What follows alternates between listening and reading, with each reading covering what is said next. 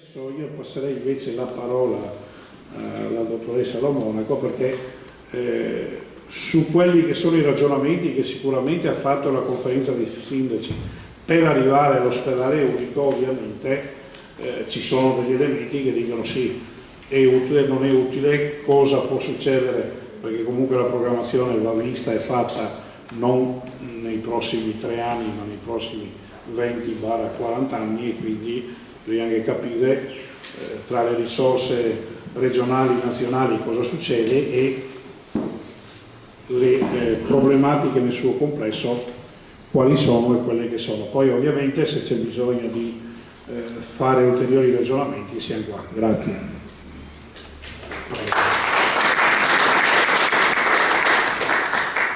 Buonasera, io non mi alzo perché mi è venuto un dolore all'anca giusto prima e quindi resto seduta, scusate. Ma c'è l'ortopedia, funziona bene. L'ortopedia funziona benissimo, sia qui che ma anche la radiologia ovviamente. Quindi... non ho presentata per la funzione ospedaliera. Sono il direttore della funzione ospedaliera, è una nuova figura che il piano sociosanitario regionale ha deciso di istituire, perché molte aziende sanitarie hanno più ospedali all'interno della propria azienda, e la preoccupazione è quella che in ogni ospedale ci sia la garanzia dello stesso livello assistenziale e dello stesso livello di qualità dei servizi. Qui hanno preso uno qualsiasi e gli hanno detto: adesso tu ci garantisci che in 2 in 3 ospedali, quelli che sono, i cittadini troveranno sempre gli stessi servizi. Io ho lavorato 15 anni a Treviso c'è un grandissimo ospedale, c'è un ospedale più piccolo che è quello di Oderzo, e il nostro compito era proprio questo, cioè di sviluppare le linee assistenziali in modo uniforme tra tutti e 2 ospedali, perché i cittadini di Oderzo piuttosto che quelli di Treviso avessero le stesse garanzie. La stessa cosa devo fare qui con 3 ospedali, e quindi devo garantire che il livello assistenziale sia uniforme e tutti i cittadini siano garantiti. Questo è un po' il mio ruolo. Sempre perché poi siamo in razionalizzazione di risorse, ho anche assunto l'incarico di direttore medico di ospedale, che è quello che invece si occupa dell'operatività quotidiana. Che dire, l'incarico che è stato affidato al dottor Bravezza è molto molto interessante, perché questo è un territorio che ha in sé la possibilità di sviluppare una concezione nuova della rete ospedaliera. Ha una risorsa preziosissima che è Jesolo come polo riabilitativo dell'azienda, risorsa che per esempio nel territorio trevigiano è rappresentata da Motto di Livenza e che consente di gestire un numero di pazienti e di garantire una rotazione dei pazienti sicuramente interessante. Le degenze si accorciano sempre di più e il paziente trova in quell'area un luogo per la prosecuzione delle cure di carattere riabilitativo. Oggi una frattura di femore è difficilmente pensabile che resti allettato, comunque voi sapete che vengono messi in piedi velocemente eccetera eccetera, ma che resti in ambiente ospedaliero per acuti oltre una certa misura. Pensare di reintegrarlo a domicilio risulta difficile, avere nel proprio ambito di competenza un ospedale riabilitativo consente al paziente di proseguire razionalmente la cura e di ritornare a domicilio che è riabilitato, nel senso che ha recuperato un discreto livello di autonomia. Il nuovo ospedale, o l'ipotesi di un nuovo ospedale, è un altro valore che io ho trovato nella proposta poi che è stata fatta dal dottor Bravezza quando cercavamo di trovare la funzione ospedaliera. Non perché ci piace spendere soldi o perché sia divertente ipotizzare nuovi ospedali, quanto perché i nuovi ospedali consentono di superare le barriere logistiche, le barriere funzionali che in questo momento condizionano fortemente i vecchi ospedali. L'ospedale di San Donà e l'ospedale di Portogruaro sono 2 vecchi ospedali. sono strutturati per un certo tipo di medicina che è cambiata, che è radicalmente cambiata. Pensiamo solo alle nostre case, anzi pensiamo al discorso degli ospedali, consentitemi questo accenno. Gli ospedali dell'Ottocento erano strutturati a padiglioni, poi il padiglione malattie infettive era l'ultimo in fondo, intorno al quale non si poteva girare, tanto più anche quello della psichiatria. C'erano tantissimi letti psichiatrici, tanti letti di malattie infettive, i tubercolotici, e tutti a padiglioni isolati perché i pazienti non dovevano mescolarsi tra di loro. Poi comincia a nascere il concetto di radiologia, comincia a nascere il concetto di chirurgia, concetti che prima non c'erano, e quindi per portare un paziente da un padiglione alla radiologia si doveva attraversare il giardino, e quindi nasce l'idea di monoblocco. Quindi tutti aggregati in un'unica struttura perché cominciavano le relazioni tra le diverse specialità cliniche. Adesso la relazione tra le specialità cliniche è così alta che si lavora in equipe multidisciplinare e multispecialistica. In questo momento il percorso del cancro non è più fatto solo dal chirurgo o solo dall'oncologo. Al chirurgo, se serve la chirurgia, l'oncologo, il radiologo e gli altri specialisti che intervengono devono poter lavorare insieme. Io sto facendo una piccola rivoluzione all'ospedale di Portogruaro perché secondo me ci sono alcune attività ambulatoriali che sono allocate in condizioni non dignitose, e quindi a breve sposteremo un pochino di attività ambulatoriali per dare ai pazienti una sistemazione un po' più decente.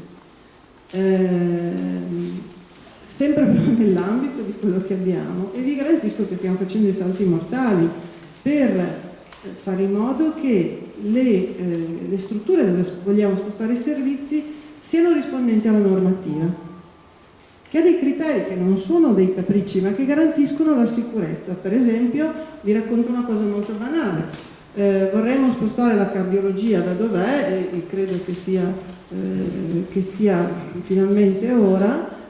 Il posto dove vogliamo spostarla ha una spalletta di muro larga così che non consente alla barella di entrare per un'eventuale emergenza. Se un paziente si sente male, io devo poter garantire l'ingresso della barella, insieme a tante altre piccole cose, non soltanto gli impianti.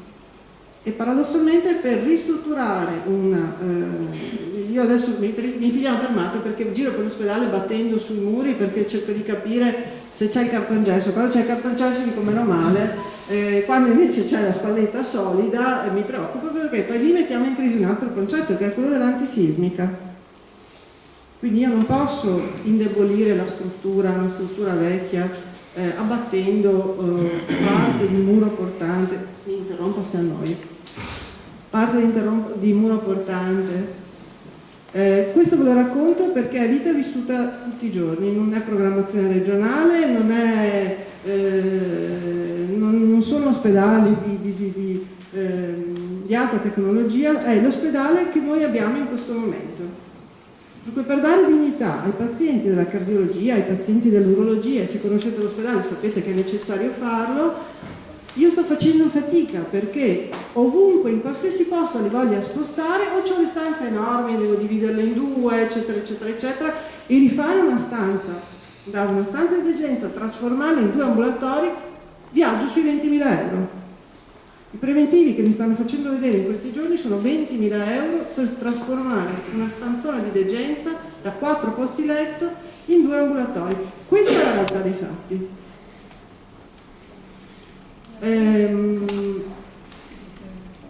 Cosa consente l'ospedale? Chiamatelo unico, chiamiamolo come vogliamo, un grande nuovo ospedale. Un grande nuovo ospedale ci consente di costruire con criteri di flessibilità che sono modernissimi, che sono attuali. Adesso le sale operatorie non si costruiscono più con i muri, si costruiscono a pannelli che hanno dentro di sé gli impianti, che io posso modificare quando voglio, a costi ragionevolmente inferiori, perché sono già tutti preordinati.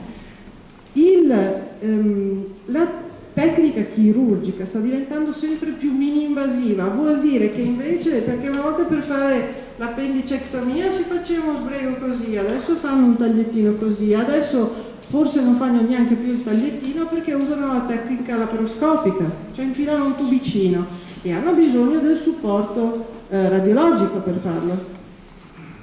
Noi abbiamo a Portogruaro il motivo della scelta del polo chirurgico e medico ragionevolmente è legata anche al fatto che c'è un buon patrimonio di sale operatorie nell'ospedale di Portogruaro che non c'è per esempio a San Donato.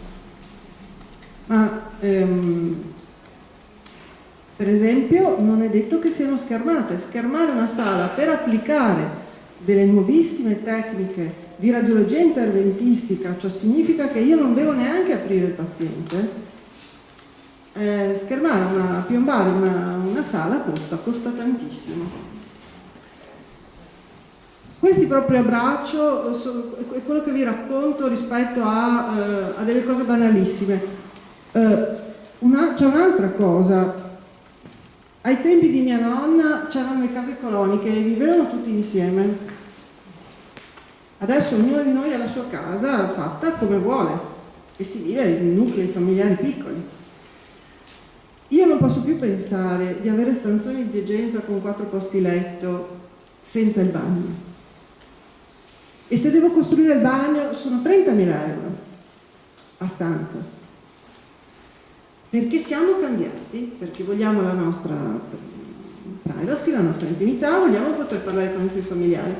Una nota personale, io ho avuto una storia travagliata ostetrica perché non mi è andata bene al primo colpo. Ma quella volta che finalmente sono riuscita ad avere mia figlia, ho fatto è nata con un parto cesareo ed ero in una di quelle maledette piccole stanzette singole, giusto perché ero la dottoressa della direzione, ricavata da un vecchio pezzo di ospedale e desideravo vedere il cielo, ero felice finalmente, non lo vedevo, c'era un camino, quindi adesso andare in ospedale non si va più per mangiare come si faceva ai tempi di mia nonna, dove finalmente uno stava un mese in ospedale, mangiava e tornava fuori nutrito. Si fa per fare delle procedure che hanno un'intensità di vario genere, possibilmente per curarsi una malattia, e se mi devo curare una malattia per il livello culturale che abbiamo adesso, vorrei poter guardare fuori dalla finestra e vedere qualcosa di bello. Non sono banalità.